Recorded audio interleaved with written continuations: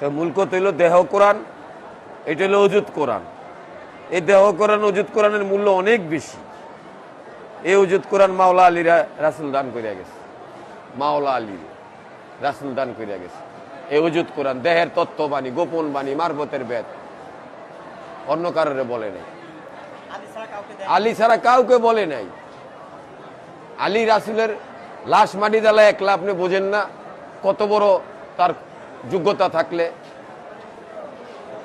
ওমর মাটি দিতে পারে নাই, এই মাটি দিতে পারে নাই, আবু বকর মাটি দিতে পারে নাই, ওসমান মাটি দিতে পারে নাই। রাসূলের লাশ মাটি দিতে তারা পারে নাই, তো মাটি দিছে একা আলী। কারণ আছে, কারণ হইলে এরা বাঘমন্ডল লইয়া বাপ মরিয়া গেলে পোলারা যেমন সম্পত্তি লেখার আগে কে কোনটা নিব, ক্ষমতার লোভ। আগে রাসূল মরার পরে এরা আধিপত্য লইয়া শুরু করছে, আধিপত্য কোনটা কে নিব। এদিকে রাসূলের রাস মাটি দেওয়ার তাদের চিন্তা নেই। আর আলী তো তার হৃদয় ব্যাগ জ্বললা পুরা আসাঙ্গার হয়ে যাইতেছে, যেন আমরা আমাদের রাসূলের লাশ মাটি দিন আর ওরা আধিপত্য লইয়া লাগছে। তা থাক, তোরা আধিপত্য লইয়া এদিক দেখায় কাম সাইরা লাইছে বক্তমুক্ত লইয়া। আর ছিল গ্রুপ লেয়ার ছিল এটার প্রতিহত করতে। কারে প্রতিহত করতে? ও হযরত আলী। কেন একলা লাশ মারি দিল, সাহস পাইল কই, ক্ষমতা পাইল কই, ইত্যাদি ইত্যাদি। যারা পদ ও ক্ষমতার দাবি করে আল্লাহ নবী রাসূল সাল্লাল্লাহু আলাইহি ওয়াসাল্লামের দেহ মোবারককে এক জায়গাতে ফেলে রেখে ভিন্ন স্থানে বসে দীর্ঘ সময় আলোচনা করেছিল, মিটিং করেছিল, তাদের গ্রুপেই আল্লাহ নবী রাসূল সাল্লাল্লাহু আলাইহি ওয়াসাল্লামের কাছে প্রশ্ন করলেন, ইয়া রাসূলুল্লাহ সাল্লাল্লাহু আলাইহি ওয়াসাল্লাম, এত এত দামি দামি সম্মানী বুজুর্গগণ থাকতে আপনি আলীকে কেন নির্বাচিত করলেন গাদির খোমের মধ্যে? আল্লাহ নবী রাসূল সাল্লাল্লাহু আলাইহি ওয়াসাল্লাম ঘোষণা করলেন, আনা আলিউল নূরে মিন ওয়াহিদ, আমি ও আলীর মধ্যে কোনো পার্থক্য নেই। তোমরা কি জানো না, তোমরা কি বুঝো না, আলীও আমার মধ্যে খাসিলতে, স্বভাবে, চরিত্রই কোনো জায়গার মধ্যে কোনো পার্থক্য নেই। তার পরবর্তী কি সময়ের মধ্যে বলা হলো, আলী মিন্নি ওয়া আনা মিনাল আলী, আলী আমা হইতে আমি আলী হইতে, ফাতেমা আমা হইতে আমি ফাতেমা হইতে, ফাতেমা মিন্নি ওয়া আনা মিনাল ফাতেমা, হাসান মিন্নি ওয়া আনা মিনাল হাসান, হোসাইন মিন্নি ওয়া আনা মিনাল হোসাইন। তার মানে তারা আমা হইতে, আমি তাদের হইতে। এই যে আমা হইতে আর তাদের হইতে, এই শব্দটি অবশ্যই আমাদের বোঝার খুবই দরকার। এই জন্যে বোঝার দরকার যে একটা মানুষ হইতে আরেকটা মানুষের জন্ম হয়, কিন্তু সেই মানুষটি আবার তার হইতে, এটা বলে কি করে?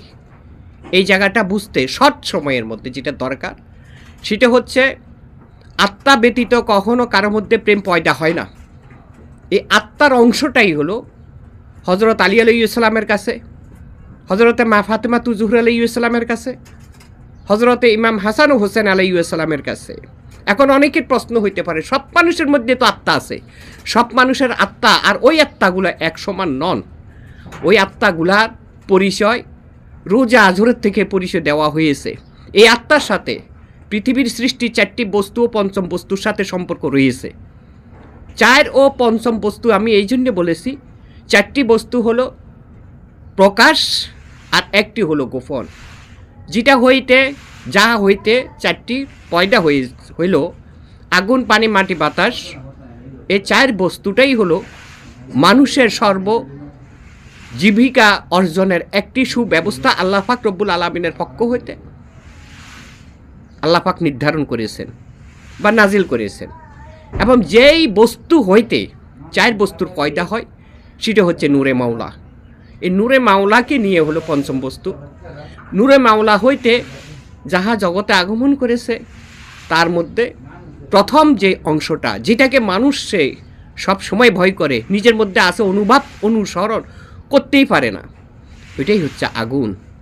বাতাসকে সবসময় নিজেরা ব্যবহার করে থাকেন, আল্লাহর ইচ্ছা অনুযায়ী আসে যায় প্রত্যেকটি মানুষের মধ্যে। কিন্তু আগুন যে প্রত্যেকটা মানুষের মধ্যে আছে এটা কেউ মনেই করতে পারে না। এই আগুনে আবর্জনা ধ্বংস করে, এই আগুনে আমল ইবাদত নষ্ট করে।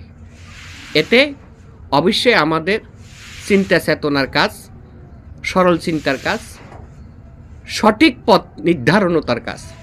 যদি আমরা সঠিক পথে চলতে পারি, কর্ম করতে পারি, তবে এই আগুনে অস্তিত্বের মনের মধ্যে যত আবর্জনা আছে সমস্ত আবর্জনা ধ্বংস করে একটা মানুষের মধ্যে পরিপূর্ণ পবিত্রতা আল্লাহ পাক দান করে থাকেন এবং নিজের চেষ্টা নিজে অর্জন করতে পারেন।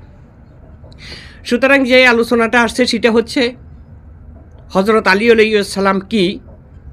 হজরত আলী আলাইহিসসালামকে আল্লাহ পাক বহুভাবে প্রকাশ করেছেন এবং মানুষের মধ্যে যে একটা জিন্দা কোরআন, এই জিন্দা কোরআনের পরিচয় প্রথম হলো আল্লাহ নবী রাসূল সাল্লাল্লাহু আলাইহি ওয়াসাল্লাম এবং সেই কোরআনের আমলদারি যিনি, তিনি হলেন হজরত আলী আলাইহিসসালাম। হজরত আলী আলাইহিসসালামের আদর্শ, নবী মুহাম্মদ রাসূল সাল্লাল্লাহু আলাইহি ওয়াসাল্লামের আদর্শ হজরত আলী আলাইহিসসালামের মাধ্যম দিয়ে, হজরত আলী আলাইহিসসালামের আদর্শের মাধ্যম দিয়ে হলো মা ফাতেমাতু জোহরা আলাইহিসসালাম ও ইমাম হাসান ও হুসাইন আলাইহিসসালাম তেনারা মান্যতা করেছেন। মান্যতার প্রেক্ষিতে আজকে আমাদের কাছে আহলে বায়াত অংশ অবস্থান করেছে। আহলে বায়াতের মধ্যে সত্য সঠিক পথে যারা নির্ধারণ হয়েছে, নসিব হয়েছে, পরিচালিত হয়েছে, সম্পর্ক করেছে, একমাত্র তারাই হজরত আলী আলাইহিসসালামের মর্ম মর্যাদা বুঝতে পারবেন। আল্লাহ নবী রাসূল সাল্লাল্লাহু আলাইহি ওয়াসাল্লাম বলেছেন, আমি জ্ঞানের শহর, আমার আলী জ্ঞানের দরজা। দরজা ব্যতীত জ্ঞানের শহরে প্রবেশ করা সম্ভব নয়। হাদিস কোরআন কিতাব পড়ে মানুষকে বুঝাইতে পারবে, সমাজকে বুঝাইতে পারবে, কিন্তু সুসম্পর্ক অর্জন করা, ওই আধ্যাত্মিকতার পরিচয় প্রদান করা, তা সকলের পক্ষে সম্ভব হবে না। কাজে যারা ক্ষমতা দুনিয়ার লোভে অধিক সময় ব্যয় করেছেন, আল্লাহ নবী রাসূল সাল্লাল্লাহু আলাইহি ওয়াসাল্লামের দেহ মোবারককে ফেলে রেখে, তাদের নামও আমাদের কাছে আছে। হজরত আবু বকর সিদ্দিক রাদিয়াল্লাহু তাআলা আনহু, ওমর ফারুক রাদিয়াল্লাহু তাআলা আনহু, উসমান গনি রাদিয়াল্লাহু তাআলা আনহু, তিনাদেরকে আমরা সম্মান করি, ইজ্জত করি, মর্যাদা দান করি। যেভাবে তিনারা আল্লাহ নবী রাসূল সাল্লাল্লাহু আলাইহি ওয়াসাল্লামের নিকটে খেজমতে ছিলেন সে দ্বারা অনুযায়ী, কিন্তু প্রত্যেকের মধ্যে, তিনাদের মধ্যে যে ক্ষমতা দুনিয়ার লোভ ছিল, সেই লোভগুলা আজও সমাজে দুনিয়ার মধ্যে বিচরিত রয়েছে। আমরা অবশ্যই মানুষের মধ্যে পার্থক্য রয়েছে, তা অর্থনৈতিক হোক, সামাজিক হোক, আধ্যাত্মিক হোক। এই জন্যে মানুষকে সম্মান করা, ইজ্জত করা এবং আল্লাহকে সন্তুষ্ট রাখা, এটা প্রত্যেকটা মানুষের দায়িত্ব, কর্তব্য। আল্লাহ সকলের মধ্যে শান্তি রহমত দান করুক। যে যেভাবে আল্লাহর উপাসনা করতেছে করুক, তবে বুঝানোর দায়িত্ব একে অপরের মধ্যে রয়েছে। যদি কথার পরিচয়ের মাধ্যমে এমন কথা কিছু আসে যে আসলে আমি যা বুঝাচ্ছি তা হাদিস কোরআনের সীমাবদ্ধিত, আর যারে বুঝাচ্ছি সে অসীম জগতের মানুষ, তবে তাকে সম্মান শ্রদ্ধা করা, গুরু ভোজন করা, এটাই হচ্ছে হক মানুষের কর্ম, জ্ঞান মানুষের কর্ম। আল্লাহ সকলের মধ্যে শান্তি রহমত দান করুক। সকলের প্রতি সালাম। আসসালামু আলাইকুম রহমতুল্লাহি ওয়া বারাকাতুহু।